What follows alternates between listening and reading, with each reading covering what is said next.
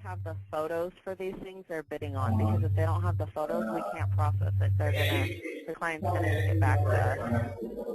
So we're looking for the debris, the toilet, carpeting, a screen door, sump pump we have, definitely, gutters, and then upstairs.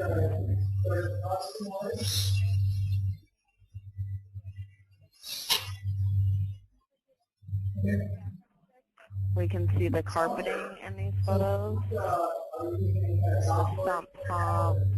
They're showing us toilets. However, we need to figure out why they're wanting to replace the toilet.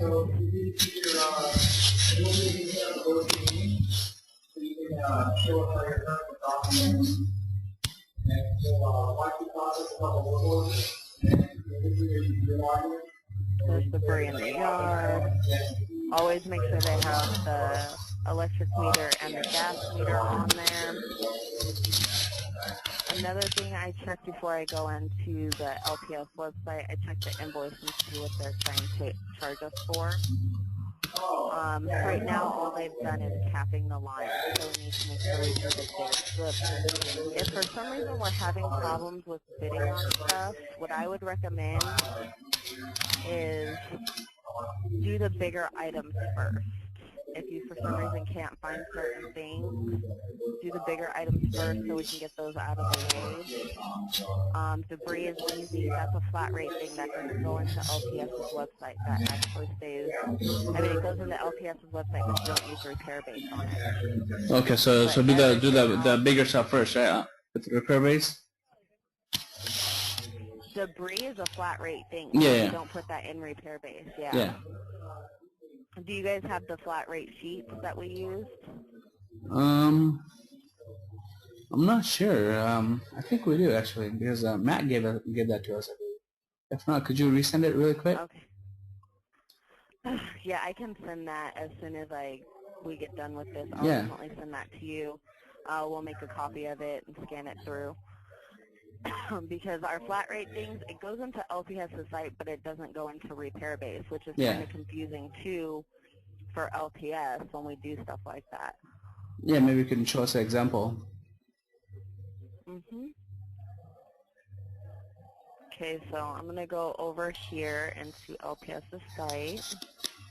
And then I could only see the one screen, the PPW screen, so I might have to bring the LPS site over.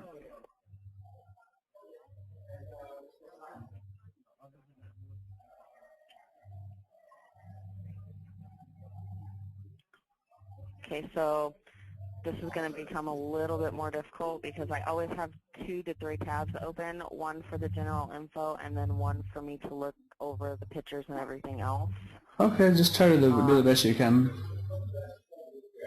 So we're going to update the invoice.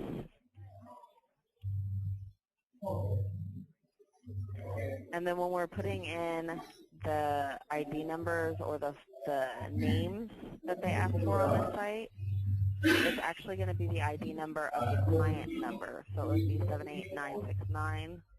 We don't put our vendors' names on there.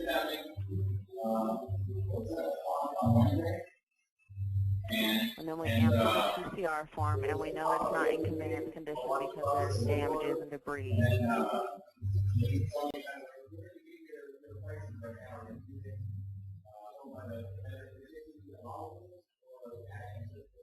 And all of these you guys can get off the PCR form too.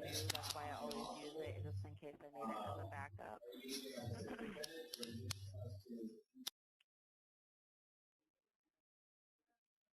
I'm going to have to move that over.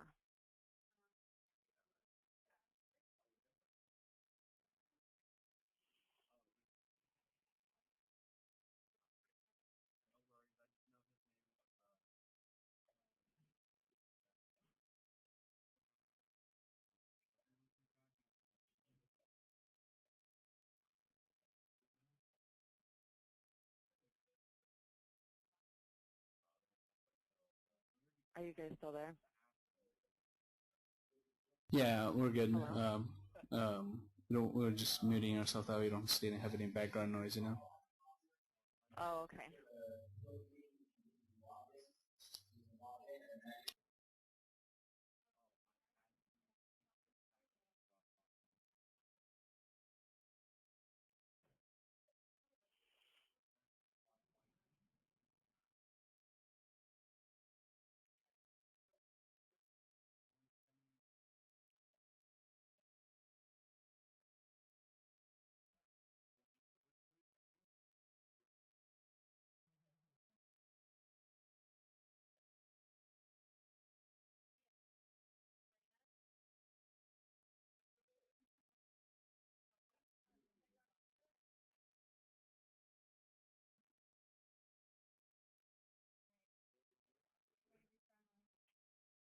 we're going to click on gutters because we know there's a portion that needs to be replaced.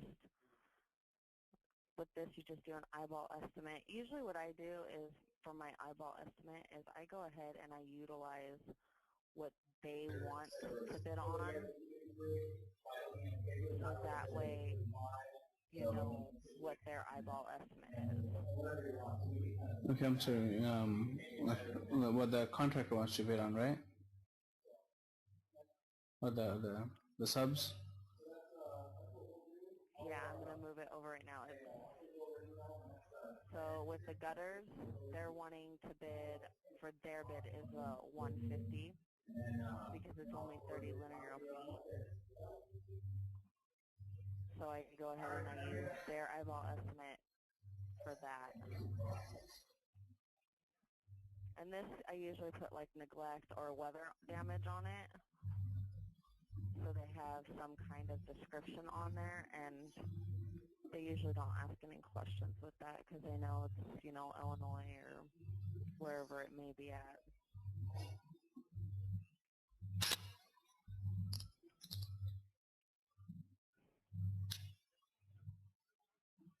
Usually that area there's issues with that. I'm sorry? No, usually like Illinois and stuff. Yeah. Is this property from Illinois?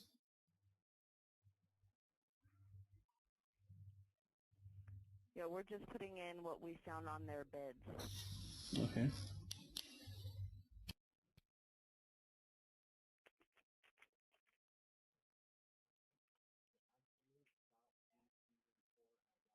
Do you guys use the bid section?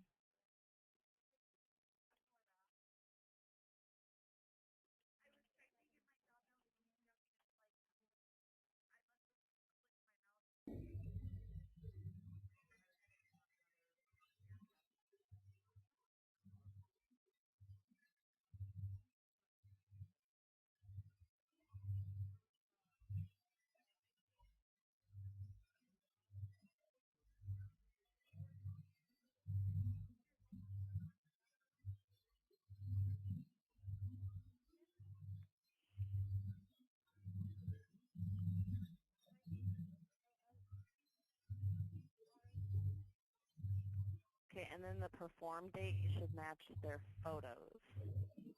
Whatever date they have on their photos is what you're going to use for the perform date, because it's got to match your complete date as well.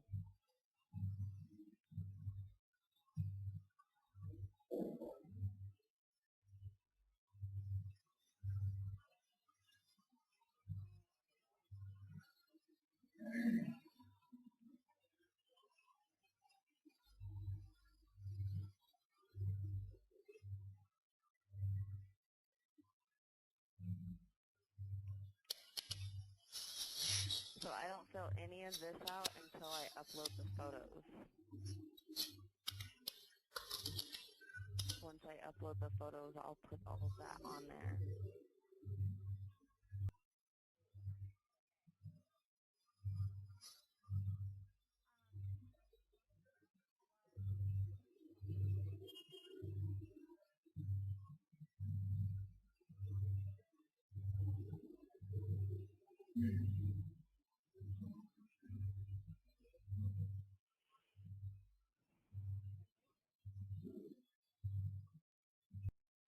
I'm sorry? So are you guys getting ready for the grass season?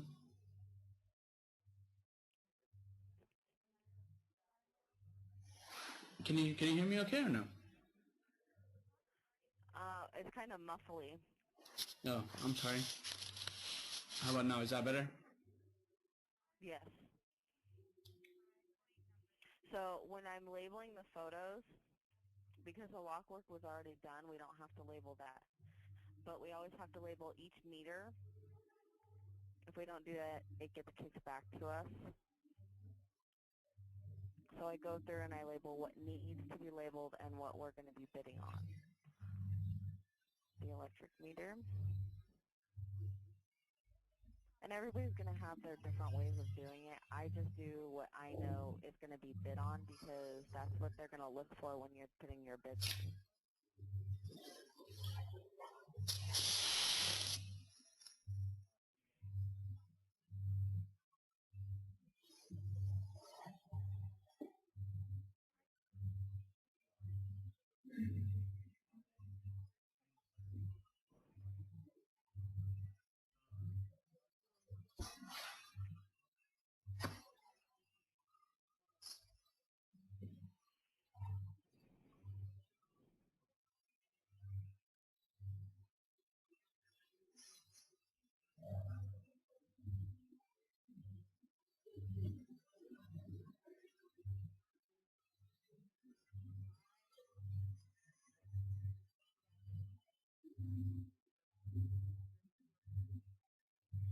The toilets look like they've already been replaced, so I wouldn't bid on those unless they come back with a bid again stating it needs to be replaced, but I wouldn't bid on it because those look brand new.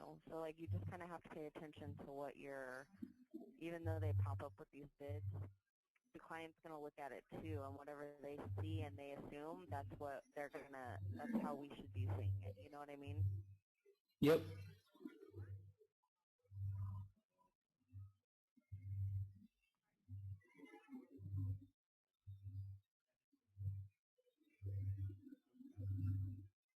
Um, so all the carpet we're going to be bidding on for sure.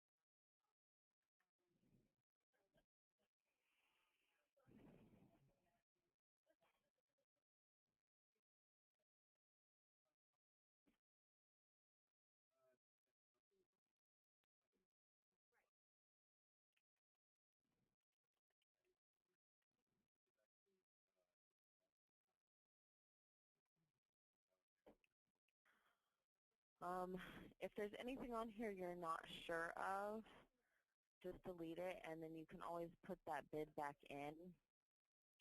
But because this is nowhere on our bids, we're definitely going to delete that and save the bid from there, and then we'll go and upload whatever else we need.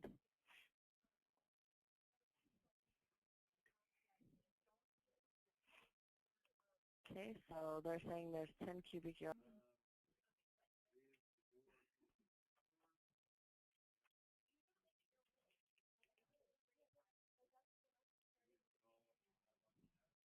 The sump pump, that's actually another flat rate thing, so this doesn't go in here. We'll have to put that on just the LPS site. The sump pump doesn't go on here either. The flat rate for a sump pump is $300.